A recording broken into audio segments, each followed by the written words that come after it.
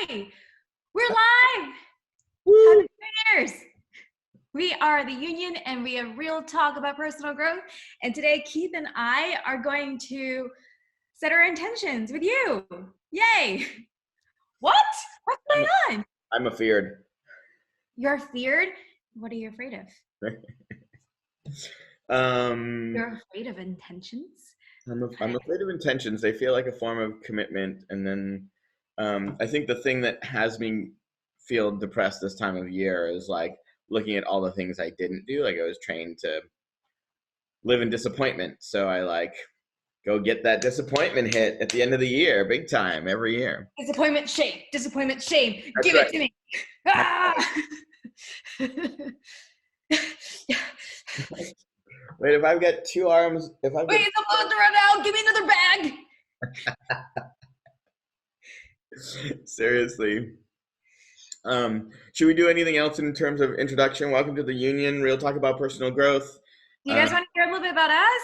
Yeah. I mean, let's freeform that today. Keith, say a little bit about you. Hello, everyone. My name is Keith Paolino. I am a master coach. I have had lots of coaching hours one-on-one. I've taught lots of people around sex and intimacy and relationships. I do this because I love being of service, and that I love giving what's been given to me. But mostly, it's a selfish practice. It is one way that I stay connected with people, that I remember to that there are things greater than myself going on, and that's the same reason I do the show every week. It's a great practice to make sure I stay outside of myself, my own little worried mind. So yeah, that's what I got. Cool. Cindy, I know which way you are. So No, you did it right the first time. okay. My name is Cindy Riach, and I basically, I hate doing a spiel because when I boil everything down, like what I want more of is more humanity for myself and for others, and for us to peel back all the layers of hurt and agitation and worriness and having to prove something. And I really practice vulnerability. I try to, and I'm not great at it. Like it's tough as nails. And this show for me is a way of practicing my vulnerability. And I'm also a filmmaker, and I want to bring more humanity, more life, more realness and authenticity, so that when you walk into a movie theater or in for a live performance, you actually have the experience of being more engaged and more met in your humanity, like the parts of you that you've Love that. put away because it wasn't safe. I know it's not safe. And at the same time, come out. I wanted to rep my club today. This is the Austin Galano Club. This was a little bit of history was taught to me, so I like to share it. So back in the ancient times before the internet, if you were visiting a city and you were in recovery, the way that you would find a meeting would be you would look in the white pages, not the yellow pages, but the white pages, and you would look up the Alano Club, and that would be the Alcoholics. I can't even do it because I'm mirrored, so you can read this shit. Anyway, Alcoholics Anonymous. There we are. Alcoholics Anonymous Club. And then later on, as it became safer to do so, you would see the Galano Club, which is the Gay Alcoholics Anonymous Club. And so my home ACA group called Pride Laundromat is at the Austin Galano Club over on Guadalupe and Airport if you're in town. It is adult children of alcoholics and dysfunctional families, Friday nights at 7 to 8:30. It is a very friendly and welcoming group, and we get into it. So wanted to make sure I rep especially for the intentions. I'm all mirrored. So I'm like, all right, up is down, left is right. Anyway, but this is where I'm at almost every Friday night at 7. So please join me if you're in Austin and get your recovery on. It's a great clubhouse, very welcoming. There's a lot of other meetings there too. All right, I did my little my little recovery spiel. Yay. Happy New Year's, Kevin. Oh yeah. Hi, Cora. Yeah. Yay, family. What's up, y'all? What's up, y'all? Tell us how you doing. Yeah. How you feeling this New Year's? Hopefully not as depressed as we are. We've been joking for a long time that we should rename the union to the Downer Show.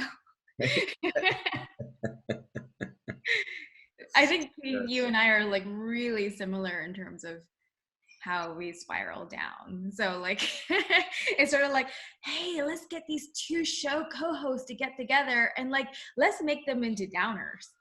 Well, there's then, there's no good cop, bad cop here. There's just downers. we're pretty good at finding like our panelists are like up. So we when it's the four of I'm us. like, thank God you practice positive psychology. I'm not really subscribed to it, but you can do it. Right, like, oh, good, a conscious language person is on this week. Oh, you mean law of attraction? Yeah, that thing. Right. I love the NLP concept of self hypnosis and like really paying attention to our language, and that's helped me a lot. But like the degree of awareness that like conscious language folks, in terms of like every sentence being this like speaking your intention into the world, is really intense. And sometimes I admire it, sometimes it annoys the shit out of me, but I definitely respect it. And for the people who are like trying their damnedest to practice, like the radical honesty folks are also like that for me. Like, I mean, it's I don't know. It's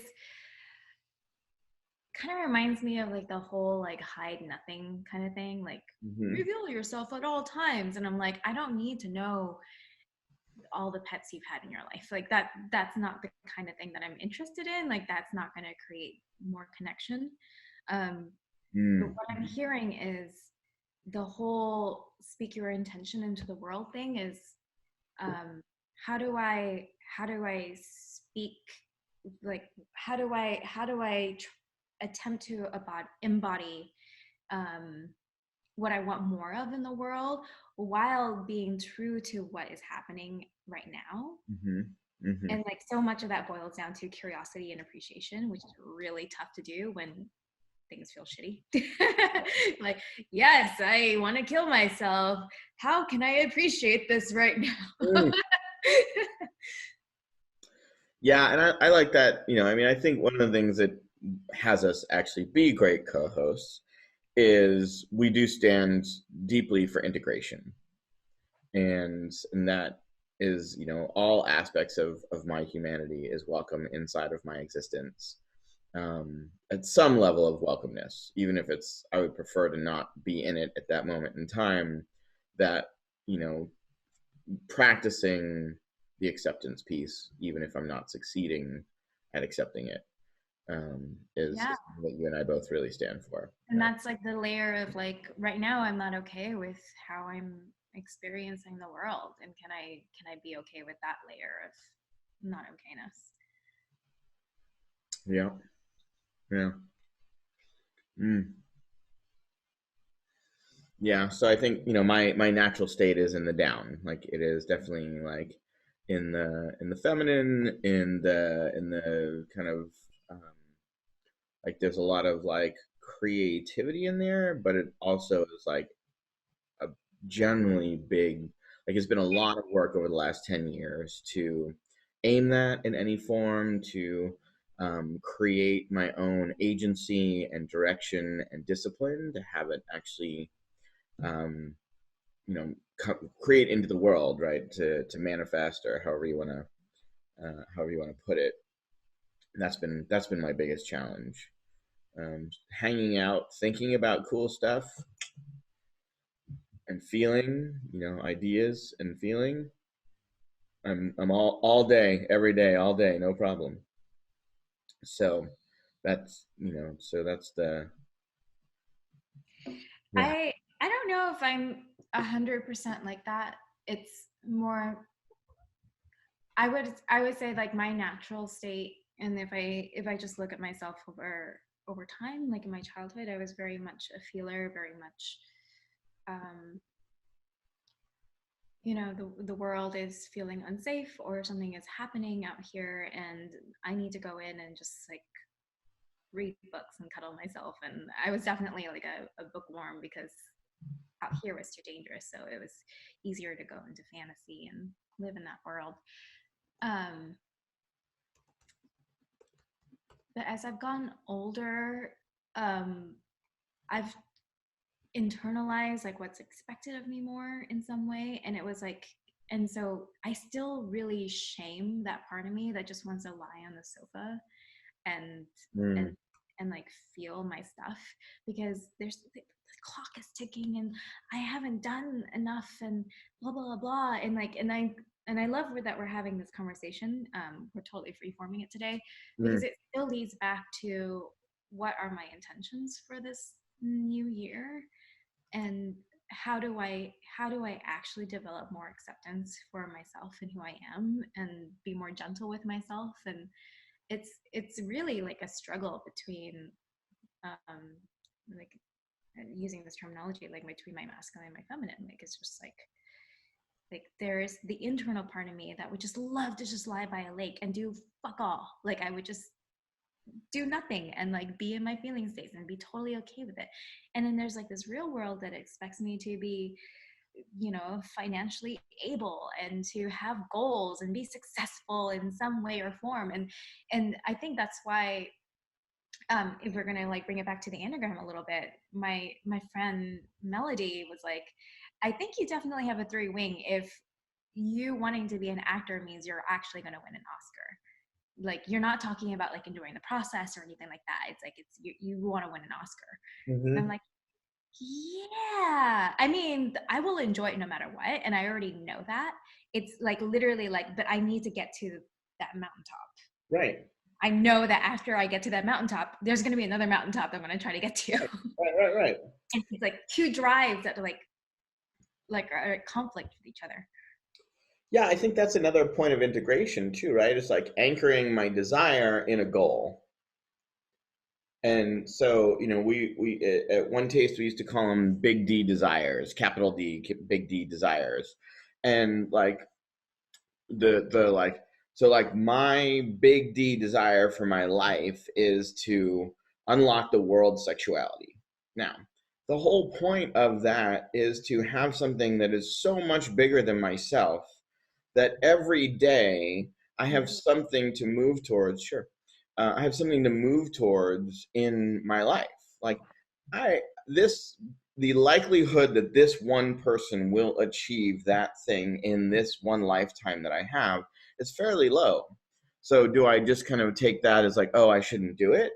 Or do I have it be that there's this thing that's pulling me ever forward into my own life? That every day I've got some level of purpose or like something that frames how I'm interacting with the world so that it's not just about me and what's happening in my head here, but that there's this thing that I believe in deeply that I want to contribute to in the greater thing. Yeah, Julia Cameron talks about that a lot. How, I mean, again, I'm using terminology that might not be agreeable for everyone, but she talks about how source is using you as a vessel and Mm, just something that's coming through you. And um, Barbara, oh my God, I forgot her last name, Barbara Hubbard.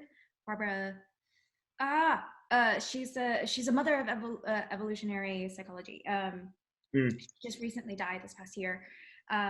She speaks about our desires and like our like what is it that we want, um, is basically like evolution speaking through us.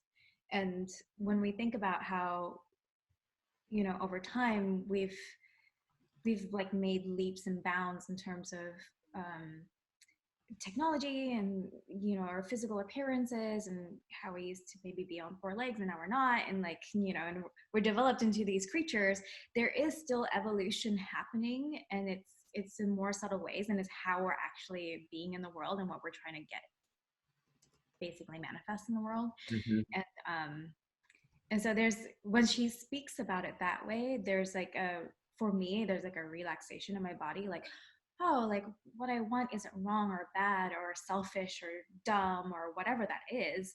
Like there's actually like a real deep feeling sense of like, oh, like I am, like I sense something that is amiss in the world, and what I'm doing is like I'm actually trying, like in my single body, through like whatever source coming through me or whatever, is trying to Mm. manifest this greater, bigger thing.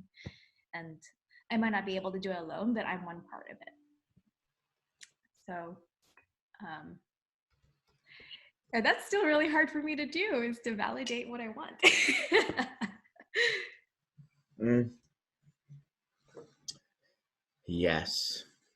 Yeah, I mean that is something I will acknowledge for myself, is that that's been a big part of my journey for the last 5 years, is moving moving the locus of validation more inside. There's still plenty external.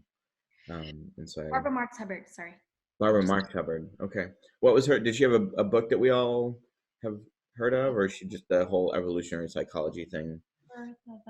she has several books out. She's great. Yeah. Okay, that's a good I'll one.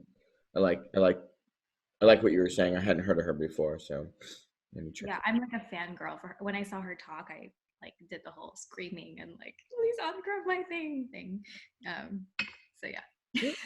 she's great. I had that when I went to see Anne Lamott talk. Oh, I'm like, she's. felt that in that way. I would definitely piss my pants if Meryl Streep sat next to me. Mm. Mm. I like literally would just piss my pants, like just drop everything in my body, just like, hello. No, I'm not gonna look in your eyes because I just pissed myself. Uh, yeah, pretty much. Well, It would be the one here's person.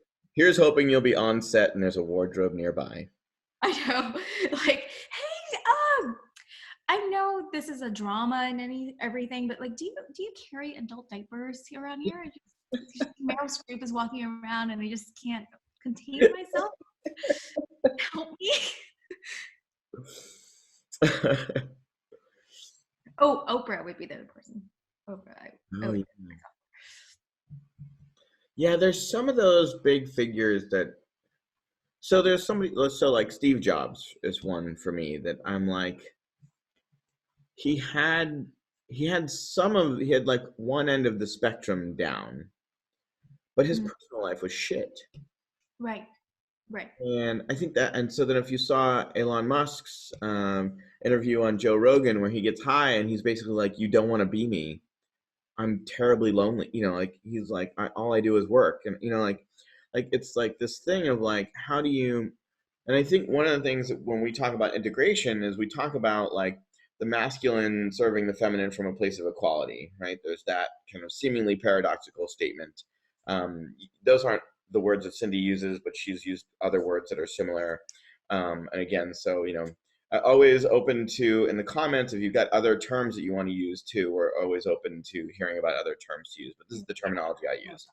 Um, and so like that thing of like your masculine, the thing that you do in the world, the thing that you call your purpose, remaining connected to that inner substantive thing, that desire, that like feminine drive. It's not even drive, it's like radiation or essence or like unfolding power source thing that is the call of, and that your purpose is the response to that call, and it requires a certain amount of um, like base humanity connection, interpersonal fulfillment, life, to remain connected to that thing. Otherwise, we just become a production machine without any connection to that deeper, to our soul. Really, it's not a soul driven enterprise. Yeah. Does that I mean, resonate for we you? live in a culture where that, we're measured by the external, we're measured by what we can produce or generate. And I mean, not to be super spiritual about it, but it's as if America has a dying soul, right? Like we're not prioritizing the beingness.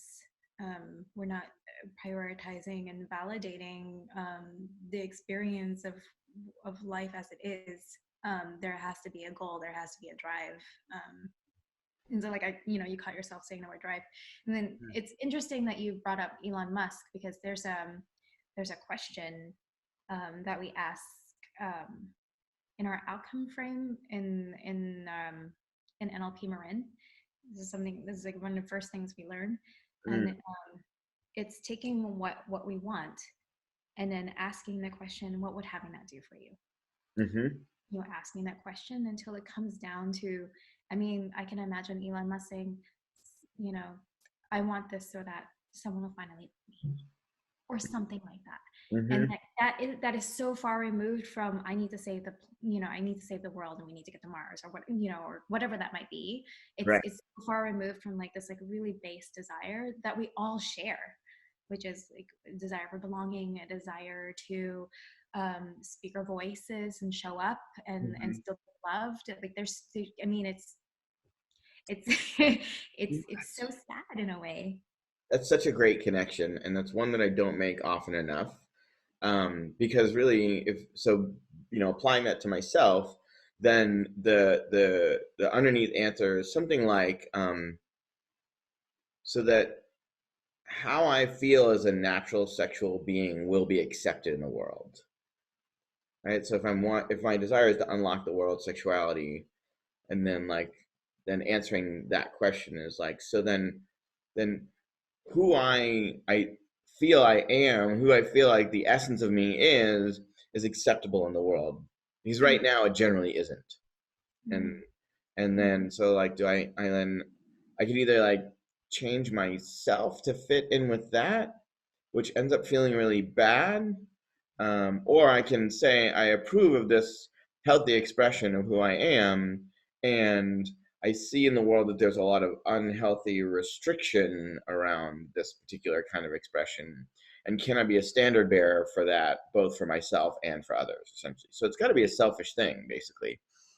It's selfish and it requires so much courage because you're holding a stance that might not be the status quo, right?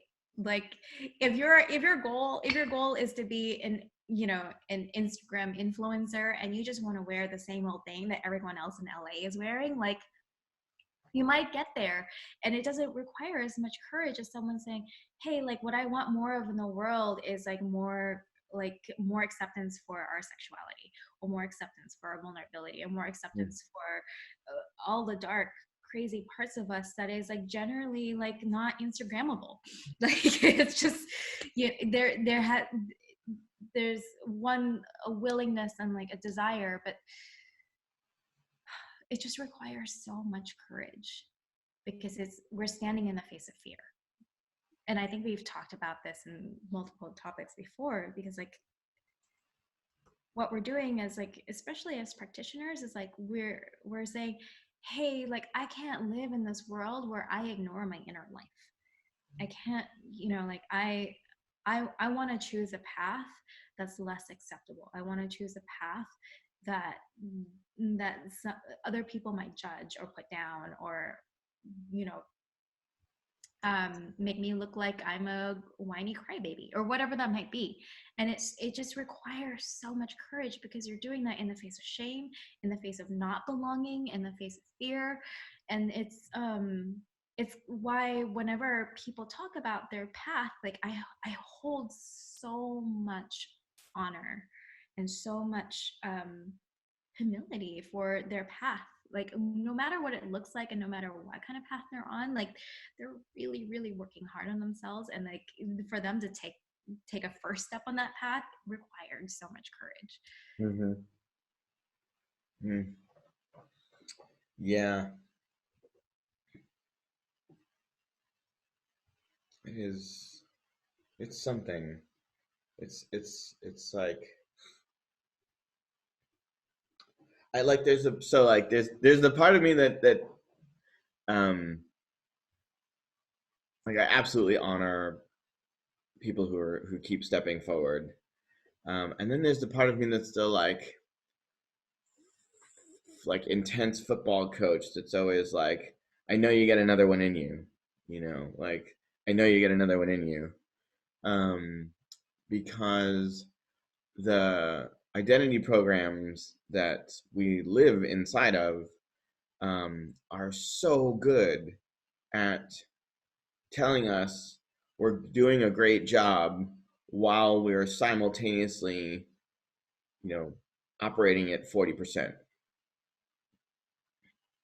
And it's not to say like 40% of achievement, it's to say like we are only at 40% of who we are able to be, both feminine and masculine, like expression and achievement in that way. Right. And those identity programs are designed to keep us alive. So they're like, yeah, 40% is about, that's like solidly safe. There's very little risk inside of 40%. And so I'm like, man. I know about that. That's a big number.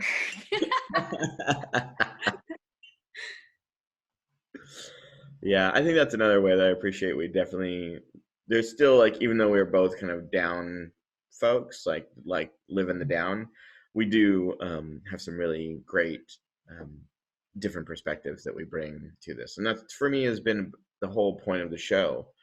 The whole time is to just say like, I really only had one practice, one exposure for about 10 years. Now I came into contact with a lot of other practices and a lot of other exposure to a lot of other, we'll call them modalities of personal growth. But after I quit, um, I was like, oh, there's a way that I can help make sure that this smorgasbord of personal growth on ramps are available. And this is one of the things that's been really important about your contribution to the show is you had a lot of different experiences. You had a fair amount of more different um, modalities than I have, and then there's just like, so how much old? We'll say I'm a good bit older You're than 12 years older than me. 12 years older than me. Yes. And so then there's like the time, like the decade, growing up in a different like decades, where viewpoints are different. 70s. Oh my God. You're ancient. Do you know what happened in the 70s? I have no idea. I wasn't there.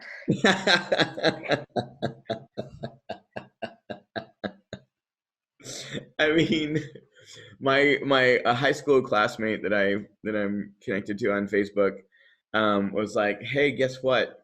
In a few days, 1990 is going to be 30 years ago." I'm like, "Oh."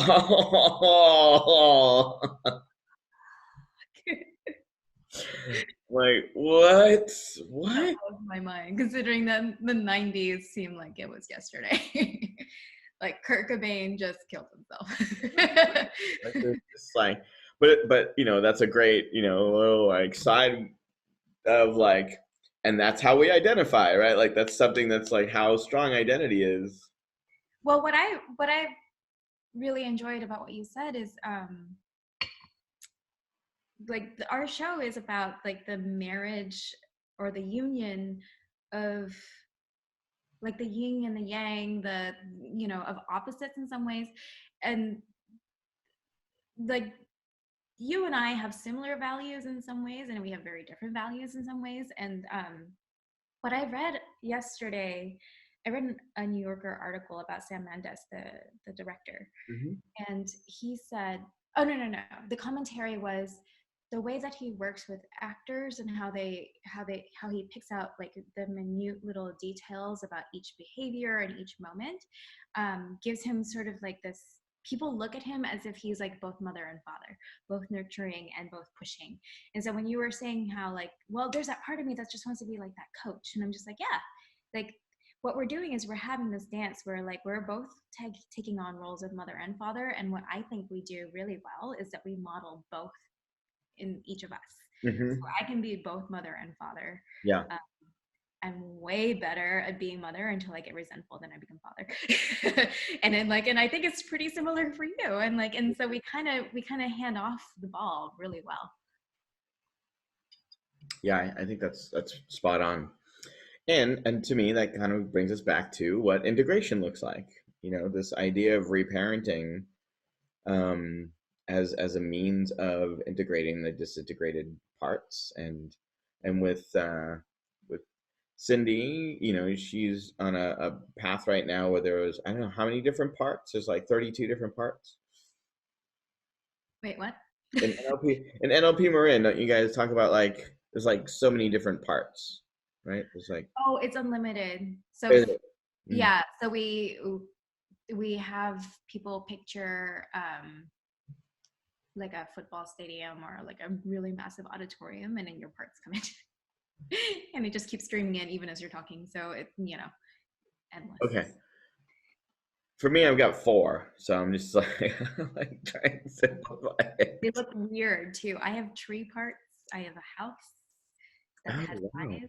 I have, yeah, they all look. you're like inanimate or wow. Okay, did not. Because, I mean, if you go into Jungian psychology, like every single thing represents a part. It represents an Got individual. it. Got it. Okay, got it. Yeah, yeah.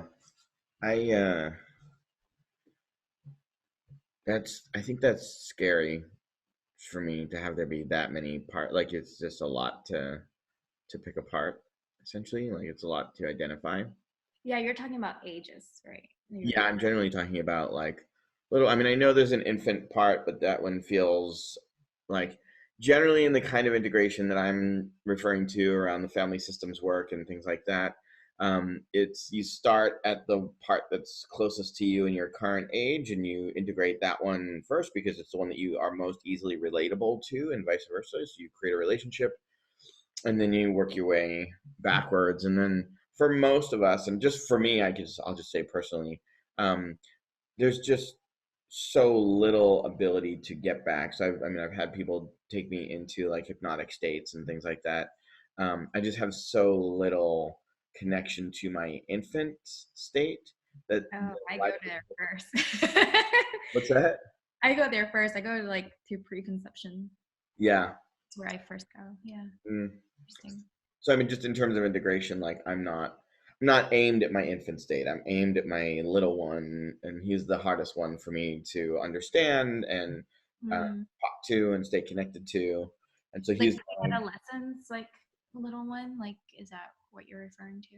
say again. Pre-adolescent young one. Yeah, like 5 to 7 is generally the one that I Okay. think of. Like Like the when you have like enough consciousness to like kind of understand and like make meaning of the world a little bit more. yeah, and then also like dramatically misunderstand it. Mm. Yeah. Or you know, or the other thing for me was a lot of like, I went to an elementary school where it was in a poor neighborhood, which I related to, but then it was also the gifted program, and so all of the middle class kids from the other side of town were bussed in. So and I was in the gifted program with them, and so I kind of felt this like very in between state where like I was from this place that I didn't feel I belonged to, and I didn't was not yet in this place that I did feel I belonged to, and so I always felt in that kind of Bardo state, um, Mm.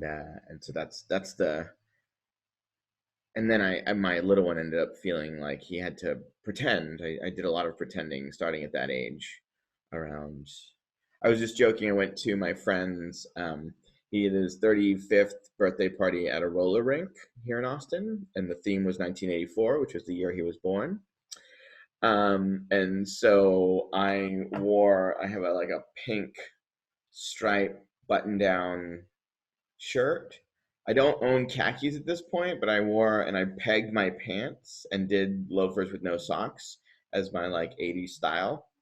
And they were like, "Is it? What are you?" I'm like, "No, no, this is I basically if these were khakis right now, this is what I wore to high school."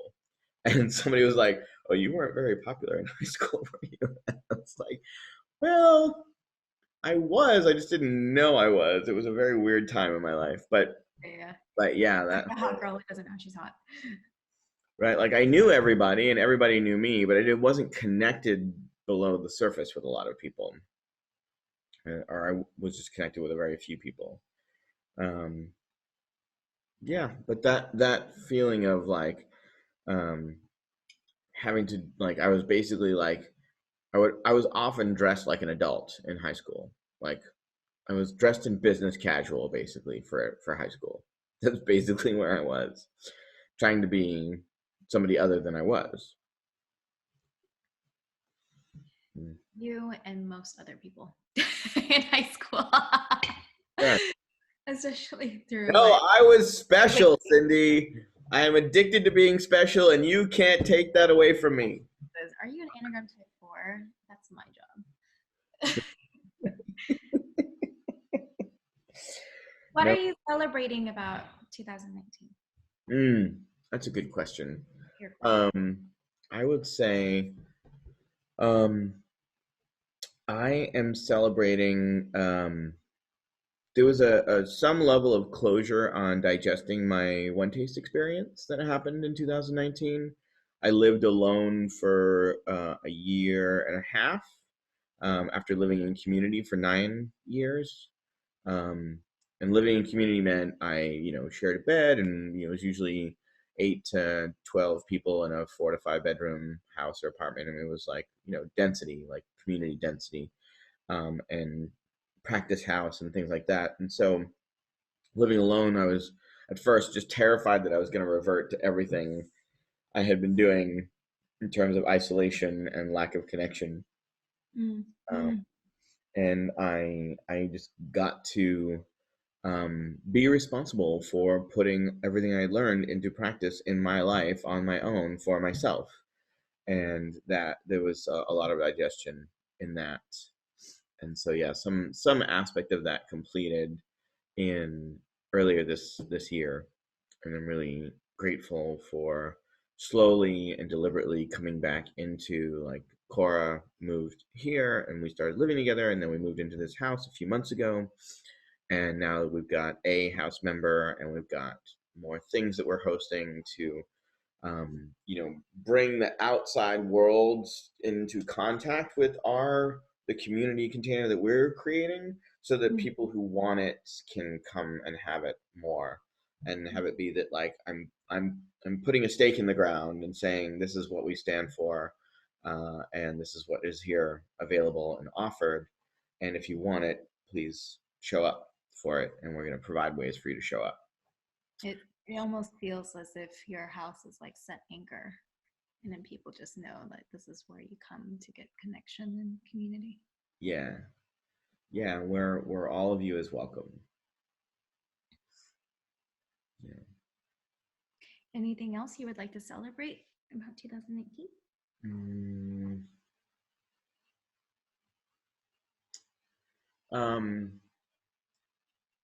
this year I also settled into there's a way that I joke about doing transformation backwards. I started out poor, and then I struggled in like self employment, doing various odd things, and like always managing to make enough money so that I wasn't homeless, but not like what anybody would necessarily what I would not, I won't put other words in other people's mouths. It wasn't what I would call success. That there was a financial struggle piece that was there all the time, and then I came to transformation, and now from there I'm coming into the corporate world, um, and so there's a way of like it's my own odyssey, it's my own coming home, to having the success and the achievement uh, world that's available to me, and having deeply anchored in this thing that I've learned from the last 10 years of personal growth, and getting my ass handed to me by my teachers, that I'm in no danger of losing. And so I feel really grateful to have, you know, transversed this arc into the more masculine world of business success, and uh, like very deeply rooted in everything that I've learned. So bringing that as a culture into the company that I'm co-creating is going to be a lot of fun and very satisfying. CEO in the house. What? Hello. Hello. Hi, everyone. Hi. I'll be your conscious CEO. We're creating a conscious company, whatever that means. Right. It just means that we don't smack each other when we feel bad. Bam. Right. Ah, Yeah. Mm-hmm. Right. oh, hello. Cora brought me my phone, everybody. Thanks, Cora. Thanks, Cora. What would you like more of in 2020? What would I like more of in 2020? Um, so the thing that I'm leaning into for this year is creating better structure for play and relaxation and decompression to happen inside of. So, like, one thing I did was I bought a timeshare with the Wyndham group of hotels and resorts. Like, So that I'm like, it's just like a monthly payment, just like a car payment. So it feels like, oh, I've already done this thing, so I can keep doing it in a different way. And and there's a certain amount of like time that I get at various resorts every year, as a result of. So it's kind of like a savings account kind of thing, but it's basically just like I'm investing in making sure that I have a way to stay in cool places around the world. So then at any given time where I'm like, oh, I need a break, I just need airfare and some food, like, just I don't need the whole thing. The giant expense of vacation gets spread out a lot. So I'm really excited about that. So yeah, adding structures like that. I want to do them in smaller ways as well, like here in my house and in the community. I do have some of that in place too. So acknowledging like going to ecstatic dance on Sundays, or um, finding things that I'm doing in my community on Saturdays. Like that's my other kind of main day off. And so I usually use Saturdays as my like hustle day of like helping community members with marketing, or like kind of doing things that I feel good at, that keep some of my other practices and some of my other skills sharp. Um, so yeah, cool. that's what I get going. So, Anything else for 2020? yeah. Um, Any inner, like really inner feeling stuff? mm, What would you like to be experiencing more of?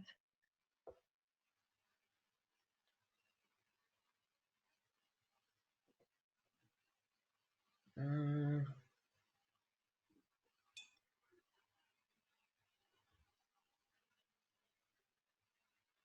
Yeah, I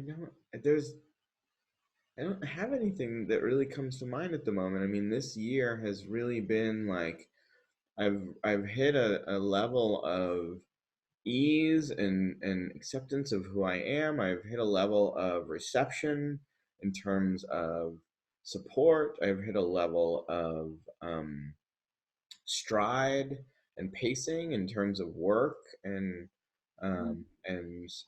having, there's a lot of work to do, and I'm leaned into working a lot, but I'm not working, like at 6 o'clock or so, when the day is over, and I'm either with Cora, or we're, we have people over, or like there's like, I'm, there's, I have the life that I saw in the West Wing. I'm That's like, how are these people getting all this? It's just like, but like that whole thing would take place, with the exception of emergencies, like the daily operation of the company takes the place. president's daughter has been kidnapped. Right, but I mean, other than that, it's like basically between like 7:30 in the morning and 6 o'clock at night. Like, I mean, it's a longish day, but I mean, they're running a 300 million person country and all of its relationships in a, like, 9 hour workday. Like, I'm like, and then they go to the gala thing at night. Longer, sometimes you have longer work days because you're in a different country, or you have to go to events and stuff. Like, so like there's exceptions here and there. Right, but I mean, for the most part, there was like a sense of like, oh, there's actually you. I don't need. There was a. I started to let go of that immigrant mindset um, from my lineage of, you always have to be working really hard in order to be valuable and to be earning your keep and earning your money. Every moment of every hour is, translates to every dollar. And ladies and gentlemen, this is Keith Paolino's Enneagram Type 3 wing. We share the same wing. We're like two birds with like one wing. Right. Wait, who's our three? Do we have a three person that we're like both connected to? Duncan's a 3. Oh, Duncan. Oh, okay. Duncan is like a solid Enneagram Type 3, like must be making progress, must da da da da. Like, Mm, mm, is but in a way, like what's really amazing about Enneagram Type 3s is he really enjoys his work. Like he could work. yeah, and um and what's difficult for Enneagram Type 3s, which might be similar for us, is not prioritizing our inner life and validating our emotions, or even being aware of our emotions right. sometimes, because everything is Yeah. so external. Yeah. Yeah. Yeah. I'll say the other thing that, this is like, so something that feels vulnerable. I think I might have said it on the show before, but just like I keep saying it out loud to people. Um, there's one way that I have something be real for me internally, is, so I had a session with my therapist who said, I've been feeling it coming up, and then there was a way that I hadn't seen him since before I had my hair cut, and he's like, you walked in the door with your hair cut and your beard trimmed, and I was like, yeah. And I just wanted to let you know, like, I think you've done what you came here to do 5 years ago. Like, I think that he's like, I'm not kicking you out of, I'll gladly keep working with you as long as you want to be working together. But I want you to know, like, this arc that we've been on in therapy together, like, I think it's resolved. And I'm like, okay, like, that's really hard to take in. Whoa, that's like someone handing you 500 gold stars all at once. And you're just like, I don't have enough space in my body to stick this on. Thank you. And then I was like, cool, like that actually feels great. And I'm taking on this CEO position, so I'm guessing there's gonna be some new internal conflict, like some next layer thing. And so I'd like to see how the next few months go before I, wind down anything with you. Before I'm like, goodbye, safety anchor. Goodbye. Right, right.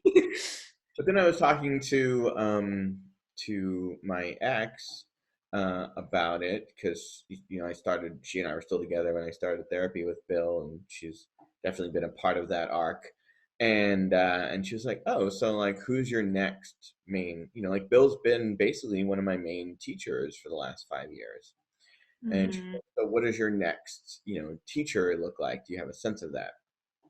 And I think it is in the realm of business. I think it is like finding a great business mentor to really, to like have somebody to throw myself up against. Um, but, Mhm. graciously. Um, Like a ballerina. yes. Ah, business. So yeah, I think that's something like that, and Yeah, it sounds like there's like a really strong theme for you in terms of structure and kind of developing. See, like again, like don't quote me on the terminology, but like a healthy masculine, right? Like it's yeah, yeah. yeah, yeah. And I think it's like out in the world, like there's something about it being farther out in the world. Like there's a like more like private healthy masculine that has developed over the time, and like my life feels fairly healthily contained, and can breathe. Can that container is movable and expandable and contractible as needed. So there's that fluid identity thing. It's pretty well oiled, lubricated, uh, and yeah. So then, like, just taking that farther out into the world as a next step. So I also want to share with the audience, and if you want to share this in the comments below, I would really appreciate.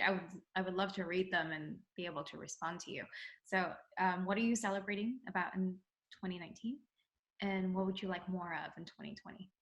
And um, Keith just really modeled this beautiful um, way of speaking about his desires and his experiences, not just from like an external like, well, I want a shiny new car, and there's like aspects of that, but it all comes back to like what is it that we're experiencing internally when we have these things, because that's really important. Mm-hmm. uh, because I could have all the shiny new things and I could still be really unhappy, because again, like I guess like we're talking a little bit about like the internal external a little bit today, but yeah, Yeah. I mean it's important. Um, would you like to say some of yours? I just realized what the time is. I didn't realize I talked for so long. Yeah, you're kind of a talker. I'm a bit of a talker. That's true. You're a bit of a talker. Um, how would you like to reflect on 2019? um it's been a really really difficult year for me. I thought 2018 was really tough, and then 2019 came along, and I was just like, oh no, I'm supposed to bash my head into the rocks a little bit more. Um, but I think the learning that's coming out of this year, and what I'm probably going to continue taking on to 2020 is, um, I'm I'm experiencing cutting out everything that no longer serves me, and some of the stuff might feel a little bit icky, and I'm just like, yeah, I'll tolerate it a little bit longer.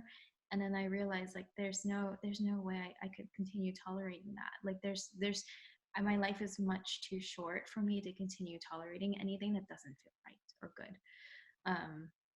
So uh yeah, it's intense and it's scary. I did a little bit of work around what I what my big D desire was, which is to accept an Oscar, um, and it's interesting because the internal states that are inside of that were so interesting. Like the first step was cutting out any work that wasn't going to serve that purpose.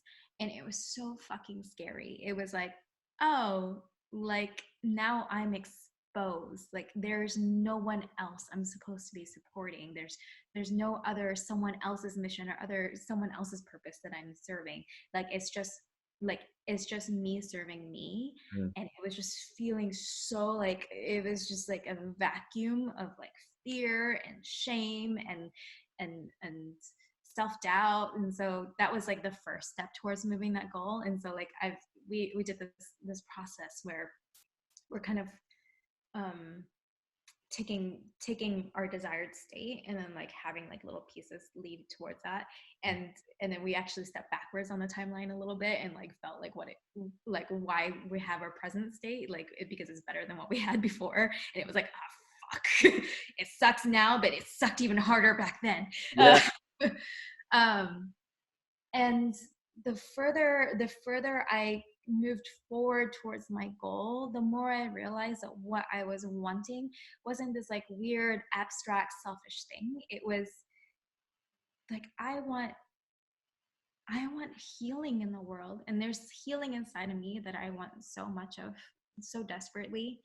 um, and some of you might know my history. I was severely abused as a child, and so much of the stories that want to come out of me, it has to do with children, has to do with like I this like it just popped out of nowhere as I was doing this process, but I was just like I just want to create charities where we can support children of abusive or neglecting families, and like how do we create those structures, like oh we do it through media, like we show children in America, because it's very common here too, of children who are abused and neglected. It's so common and it's so sad because they're like their voices are the least heard in this world. Mm.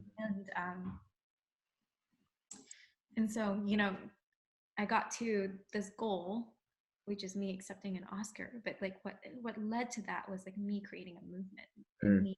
me standing in this fire of like this is what I want in the world, and I'm like throw all the tomatoes you want. Like I don't fucking care. I will get on that stage in my gown covered in tomatoes, booing me down. I don't fucking care. I will do what it takes to do what I want to do. Mm. And the amazing thing about this process, besides stepping back into the yucky, mucky, whatever was behind me, was actually moving past that point. And I was talking about like the other mountain, and it wasn't so much of another mountain, but it was more of like a oh, like what I'm feeling is like being connected to all these children, and there's like that child part of me that was like, oh, I'm finally seen and held and heard, and like no one hates me or wants me to go away, Mm. and I created this container for all of these children and all these adult children to like come together and like just like have like a sense of like okayness, like I'm okay in the world, and I have a right to be happy, and I have a right to exist, and I have a right to be here. And um and it's just like really intense. It was like finally an acceptance of like, oh, this thing that I want, which I'm going to move forward with in 2020, is completely valid. Like there's something that I truly value in here. And unfortunately I'm still in the first step, so there's a lot of self-doubt and like scariness and like wanting to give up and wanting to like and so my depression is getting kicked up, like all this stuff is getting kicked up. um This is really huge, and I want to highlight for folks too. Like this is you going against the very mechanisms that had you survive the abuse as a child. So the very same things that had you live through that and make it to be with us today are the very same things that you end up having to deconstruct in some way, and to go against inside of ourselves, and how much courage and how much perseverance and withstanding the psychic pain of doing that. There's so much involved in that. So I just want to acknowledge all of those pieces. There's so much going on in that process, and I really watched you go through a lot of it in the last couple of years, and I just want to very clearly elucidate how much is and how much it was to take on, and how far you've come. yeah. So 2020 for me is I'm prioritizing my mental health. Duncan has been doing a lot of research around ketamine treatments for me, Mm. um, just because I struggle with depression, and it's one of the things that I'm kind of working against, right? Like it's sort of Mhm. like, oh, I have all these ideas and I want to do so many things in the world, bam, flat on the face, like can't move, completely paralyzed. Um, the negative self-talk spirals out, and I haven't been really on top of my practices in terms of meditation and all the other stuff. And like I really want like a what we're learning about ketamine is it's really it's kind of like a nervous system reset for a bit. And it's not permanent. Like I'm not gonna completely kick depression when I do it, but it would give me some ease. Um, so again, like it's like working in spite of what's happening, but also like the reason why I have these goals is because of my experiences in my life. So mental health is definitely my number one priority. Um, Deepening my connection with my partner is a really big thing. I think because we both have very strong Enneagram type 3-ness to us, we prioritize the external but not the internal so much. So it's really difficult to come back in and have the courage to be vulnerable enough to be like, hey, I need to feel closer to you right now. And this is how I need you to show up. Or this is how I would like to show up more of, and I'm having a hard time. Mm-hmm. And I want to have fun doing what I want to do. Like I have plans, I have big plans, and I want to feel more of like the like this is really fun and I'm excited, and I just want to do it just because, and I'm just playing versus like feeling afraid because I'm going to do this and then someone's going to smack me down. So it's because I can't step into the fun without feeling the fear, and I'm working on that. Mm. Yeah. Yeah, that's great. I mean, there's such, I don't know, there's just like, when I listen to you talk, it's not just the clarity. I think, our identity programs are great at being real clear. But there's a gravity, like there's something that I feel in terms of like a solid core in my body when I listen to you speak about 2020, like what you're leaning into. That there's something from like my throat to my balls, basically, that just feels like there's a gravity bar there of solid core. So that feels really, really good. Um, and those are the folks I'm trying to have more around me too, right? So that we all get to experience that with each other. Of that, like, oh, like that integrated thing. It's like I'm solid, but I'm not heavy. Yeah. I mean, I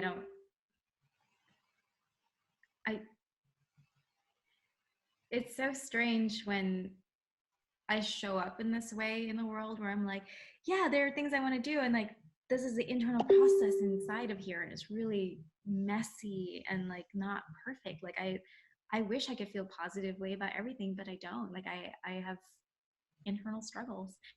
And when other people present back and it's just all positive, and Mm. then they hear my experience and they want to fix it, or they want to say, oh, you shouldn't feel that way. It just a part of me feels ashamed, and then Mm. there's a part of me that's like, no, I'm holding a standard for vulnerability, you motherfucker. Yeah, Like there's no fixing here.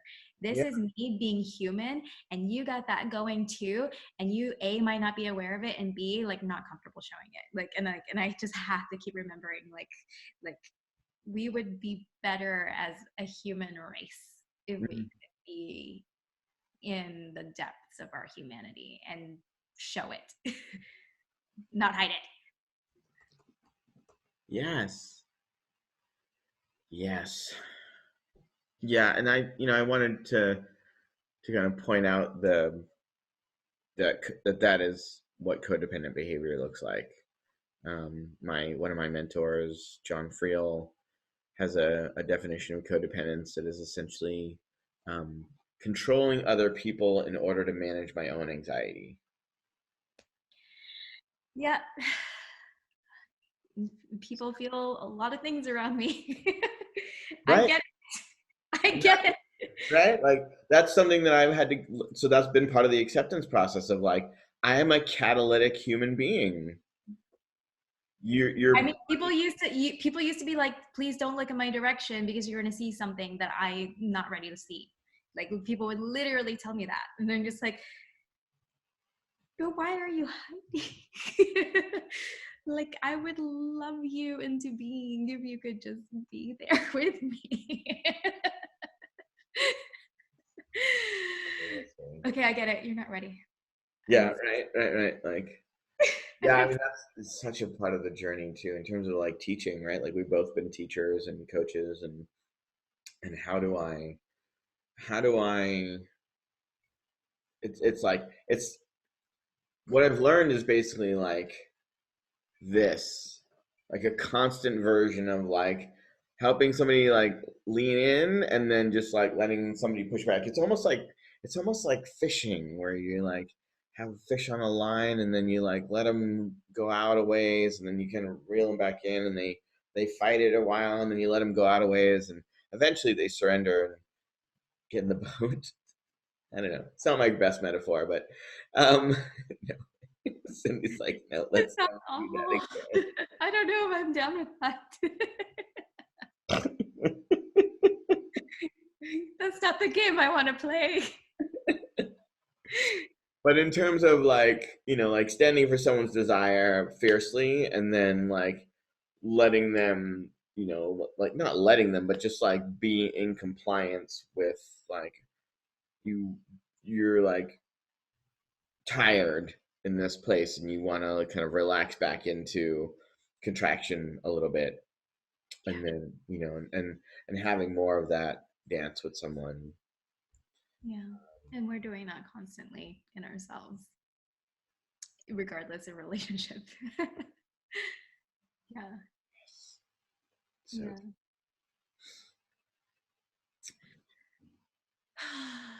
Um, so we have some shares, oh, and good. I would love to respond to them, maybe not live. But if you are reading, like Cora's like continuously like Yeah. sharing what she wants more of 2020. Right. Kevin too, I think, right? The Yeah, two yeah. are two Uh, top fans. so if you are still on the show and you haven't commented yet, like please let us know. Like, what would you like to share about 2019 that are wins, that are, that are even struggles? Like I would love to read that and, comment on that, because I think that's a way for us to have shared humanity. And I would love to hear about what you want more of in 2020, and to set intentions seem like set in stone, right? Like I could tell you like all my plans for this year, and like, it's a little bit too concrete, like what's happening in here. That's what's important. And so that we could like hold that with you. Like just me reading that, I'm holding it with you, and I might not even know who you are, but I see you and I hear you. I hear what you want more of. Mm-hmm. So Yeah, and energy out.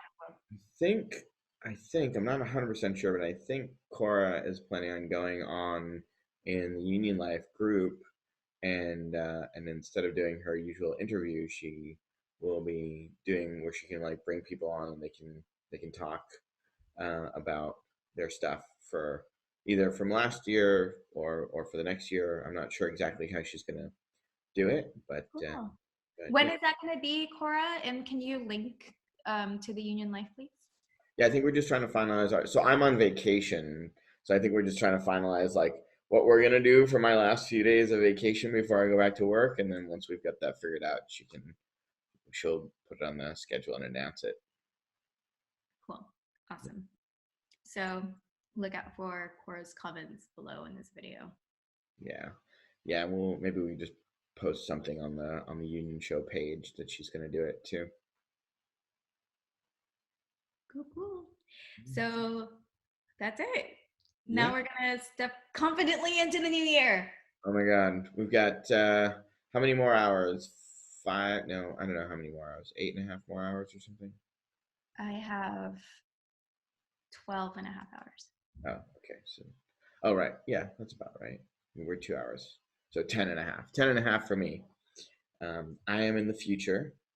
Uh, from And I am the ghost of Christmas past.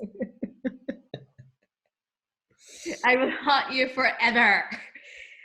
One of the meanest things I said to Duncan was like, I hope that when I die, I will haunt you. my God.